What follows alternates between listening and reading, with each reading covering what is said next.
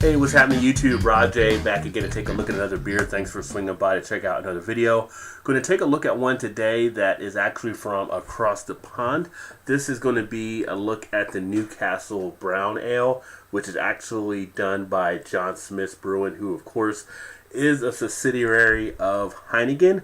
So this will not really be a craft beer, but this will be a beer review, so to speak, as we take a look at this one. This was one of the first brown ales that were actually introduced, and because of this kind of led to some of the brown ales that later became evolved in the craft beer area.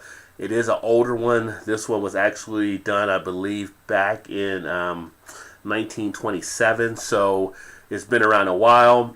The way it kind of compares now versus some of the ones out there is slightly different, but it's always fun to take a look back into the past as well. So let's go ahead and get it open and get it into a glass. So there we go. I went ahead and got it into the pint glass. I actually poured out about a 3 to 4 finger head, as you can see. Pretty good, decent, large head. As far as the beer itself, we do have some clarity. Obviously, a dark brown color, being a brown ale. When you get it to the light, you do get to see some of the carbonation also taking place inside the beer. Some nice streaming of bubbles. The head itself has a nice foamy head, not really any rockiness, has a little bit of a creaminess type feature to it, and we'll see how that actually goes down to lace the glass.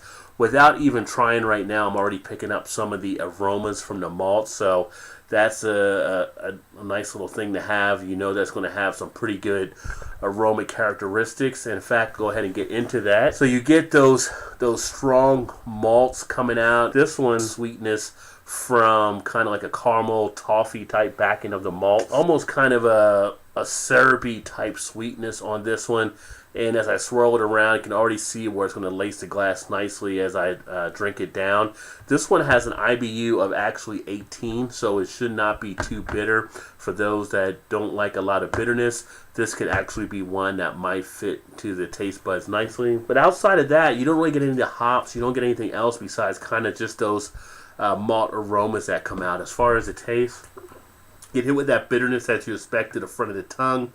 Very watery on the texture, a lot more watery than I usually like. It only comes in at a 4.7% ABV, so not an overpowering beer at all. Has some drinkability in the flavor. It does get into the mouth where some of the flavors open up and you can feel kind of that tingling taking place as the flavors start to move their way around. Get a little bit of an astringency on the back end. I do get kind of that puckering sensation. The duration of the flavors is actually not bad. Pretty much an average duration, but you do feel that after you swallow a little bit. But you can tell kind of that it is that macro type beer. There's not much of a personality or so to go along with the beer. It kind of is just there. It's actually one that you can probably chug down a little quicker if you were kind of trying to look for a beer to chug.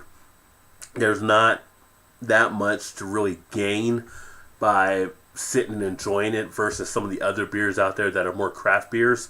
This one is kind of like, you know, it's a macro in England, just like we have our macros here in the US. But outside of that, on the back end, it does have a somewhat crisp and refreshing quality. There are other ones out there, I think, that offer more than what this one does, but all in all, not an overly bad tasting beer, but nothing really great either. For me, a beer like this is something I would easily rate out as like a 2.5 out of 5, and which would actually be a C for me. I think it has some drinkability with it, but it's not something to really write home about. It's not something that really is going to make you say, oh wow, or anything like that. It's not one you're going to probably hunt down in a bar. But if you're at a place and they only have maybe macros there, this might be one that you might want to try. It's not really too much more than that really with it. It's, like I said, it's not a bad beer, and for any of the fans of brown ales, you almost have to pay it a little bit of homage because it is the one that kind of got that going in the brown ale area.